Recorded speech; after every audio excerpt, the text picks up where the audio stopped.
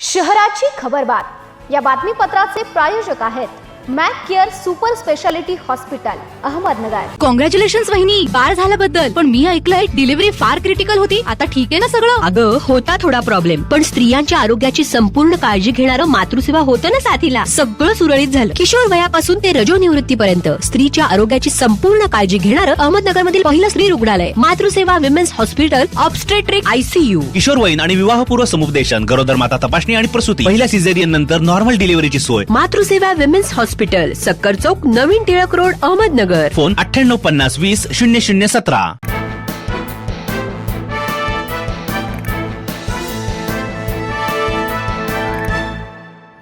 नमस्कार, मी साक्षी, न्यूज 24 सह्याद्रीमध्ये तुमचं स्वागत।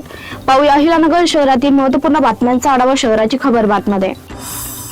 अहिल्यानगर शहरातील शिवभक्तांसाठी एक अभिमानास्पद क्षण ठरला। बहुप्रतीक्षित छत्रपती संभाजी महाराजांच्या पूर्णाकृती ब्रॉन्झ पुतळा अहिल्यानगरमध्ये यशस्वीपणे स्थापित करण्यात आला।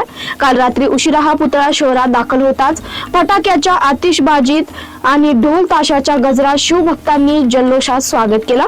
स्मारकाचे सर्व काम आता पूर्ण झालंय। या भव्य स्मारकाचा लोकार्पण सोहळा मंगळवारी होणार असून हा सोहळा पालकमंत्री राधाकृष्ण विखे पाटील यांच्या हस्ते पार पडणार आहे। अहिल्यानगरच्या इतिहासात हा क्षण सुवर्ण क्षणांनी नोंदला जाणार आहे।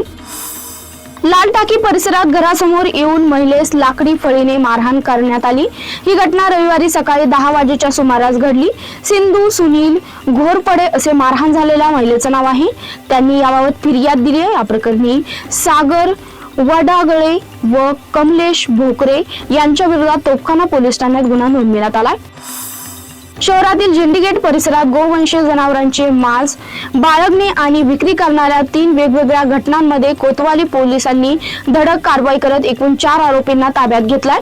या 3 छाप्यांमध्ये सुमारे 3,50,000पेक्षा जास्त किमतीचे गोमांस, इलेक्ट्रॉनिक वजन काटा आणि मांस कापण्यासाठी वापरलेली सुरी, कोयते, सत्तूर असा मुद्देमाल जप्त करण्यात आलाय। कोतवालीचे पोलीस निरीक्षक संभाजी गायकवाड यांच्या मार्गदर्शनाखाली गुन्हे शोध पथकाने रविवारी ही कारवाई केली आहे।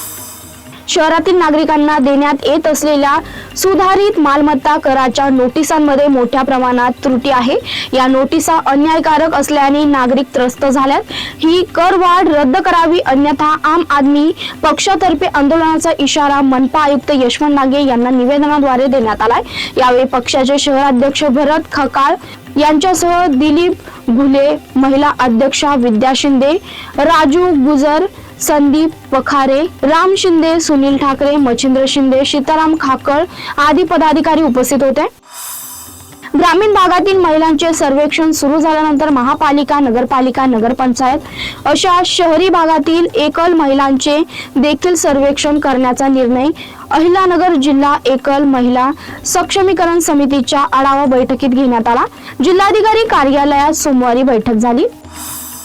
शहराची खबरबातमध्ये इथे सांगतोय, तुम्ही पाहता न्यूज 24 सह्याद्री।